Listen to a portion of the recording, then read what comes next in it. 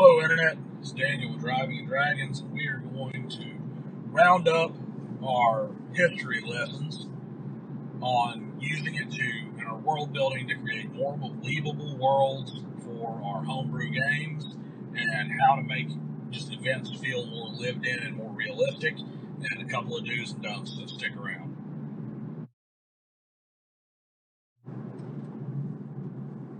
So we've been talking about history and how to use history to create characters, how to use history to create events and things like that of that nature in our games. How to use history as a DM and the ways that it can kind of help flesh out our world.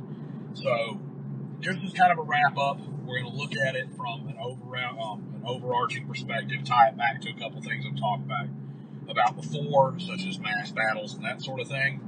And we're going to start this off with a single rule that is probably the most important thing when it comes to any world building, but particularly when it comes to world building based on history and just really the study of history in general. And that is to avoid big man history or great man history. There's a couple of different ways it's said. In a nutshell, I've mentioned this before in a previous video, but in a nutshell, the concept of great man history or big man history is this idea that these individual figures are the driving force of history, that they make history, and that they are not just a part of it, that the world happens, what happens in the world happens because of them instead of what happens around them and they're part of their circumstances. And there's a few exceptions. As always, the exceptions prove the rule. And a big exception is Napoleon. There's nobody who could have been Napoleon but Napoleon. He was a combination of the absolute right person at the right time in the right way. And one thing you kind of see about Napoleon is he's almost a blip in history in a way. Yes, what he did in his own ambitions and his drive as the ruler of France led basically to the entirety of the 1800s all the way up through World War II. Basically all of that, every major conflict was a direct result of things that happened during the Napoleonic Wars. But you can also kind of see a piece of the rule too. Napoleon was both a product of the French Revolution and he was he was a part of it. So the French Revolution, he basically co-opted the French Revolution.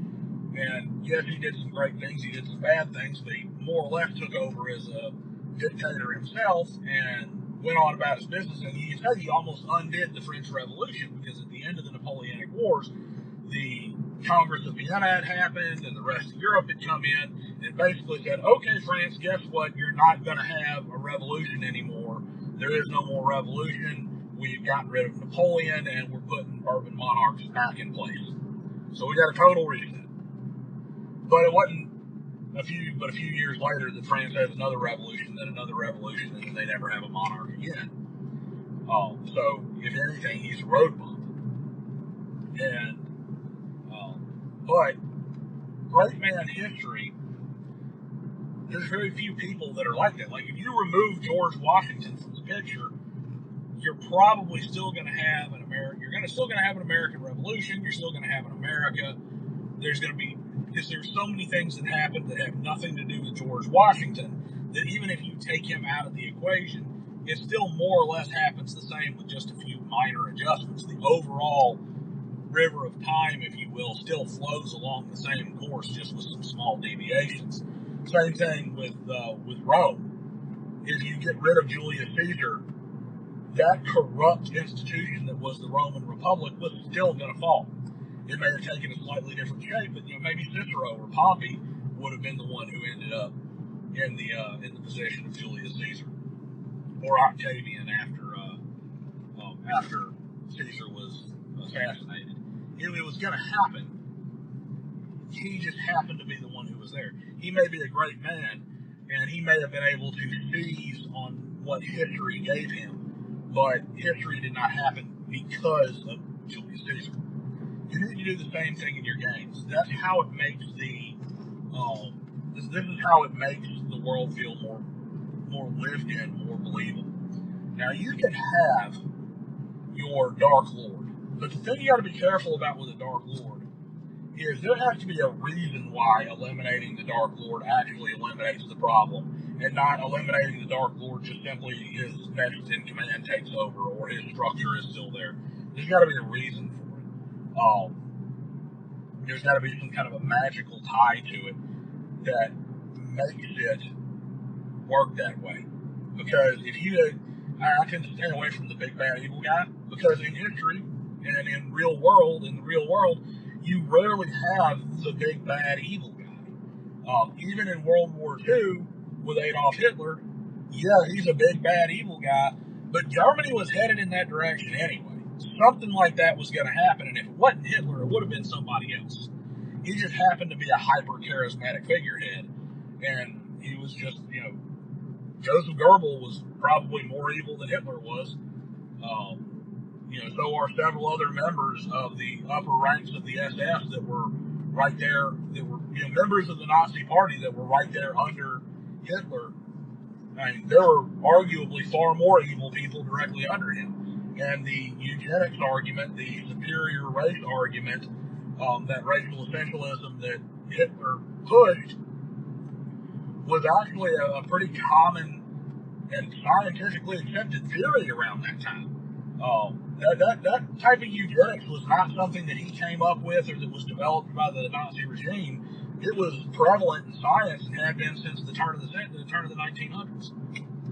So, even in a case like that, big bad evil guy can make your world less realistic because you kill the big bad evil guy and suddenly the evil is gone. And it always leaves them with something like, well, what about this? What about this loose end? What about that loose end? Because in real life, we have different things that affect our outcome. So, how does this all come back to history and avoiding great man history and that sort of thing? Well, let's look at the battle point system that I brought up before. I had a previous video where I spoke about using a point system to handle mass combat in tabletop role-playing games. We do the same, that all kind of ties to this.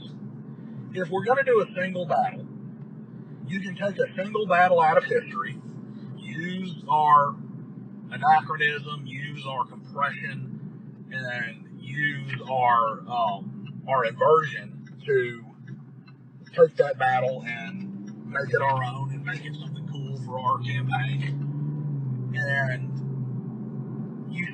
the way you look at it is, what are the important things? Look at the history of that battle and the surrounding things. What things that are happening in the world are going to dictate how that battle flows? And more importantly, how did that battle affect the rest of the world, and how do we think that would change if the players are able to adjust certain things? Overall, you're probably not going to have a huge difference. I'll go back to Napoleon as an example. Waterloo was Waterloo, but Napoleon could have won 1,000 Waterloos, and the end result would have been the same. At the time of Waterloo, it was a foregone conclusion that eventually attrition was going to eliminate Napoleon. The whole of Europe had not declared war on France, had declared war on Napoleon. And he couldn't be everywhere. They were eventually going to get him. The only question was when. So, history's happening around him.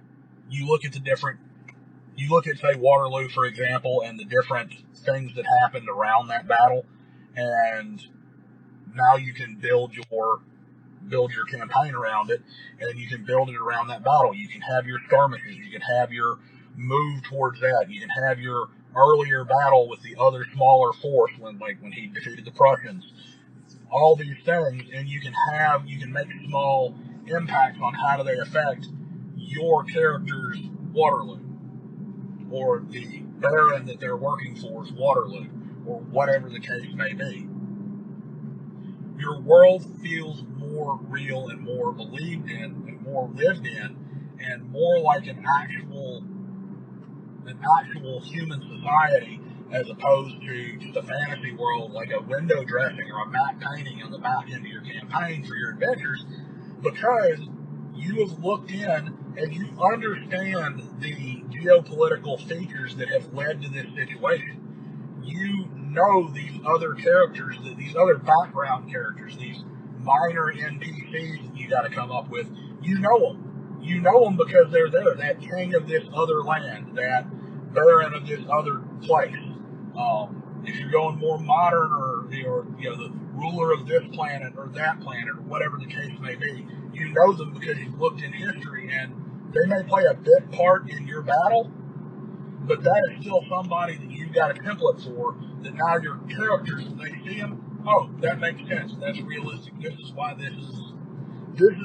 one sequence of events happens the way it does. Now it makes sense to us. Same thing goes with if you want to do a larger campaign. You want to do a larger campaign with several battles and several major key events in it, and you're looking at something from history as your guide, and your inspiration on that. Why does it matter now? I'll tell you why it matters now.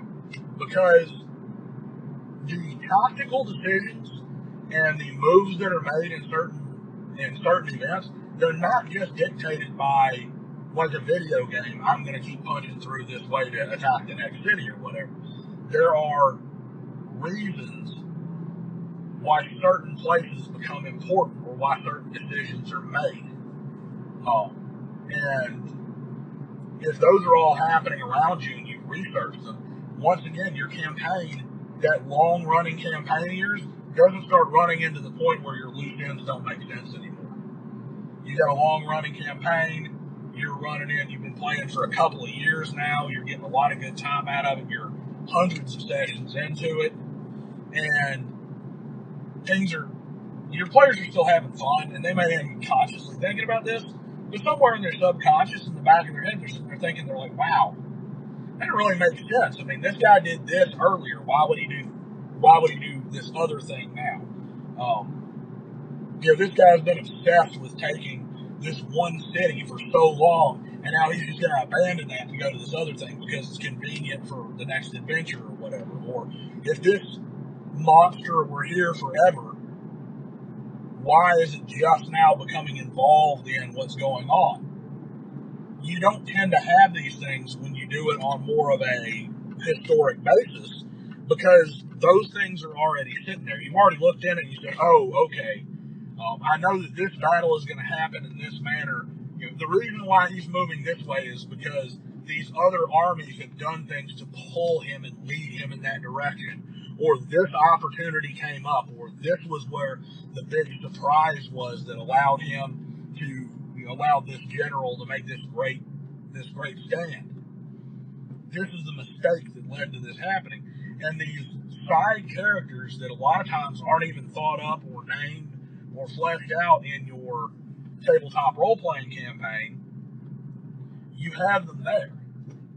You have them there.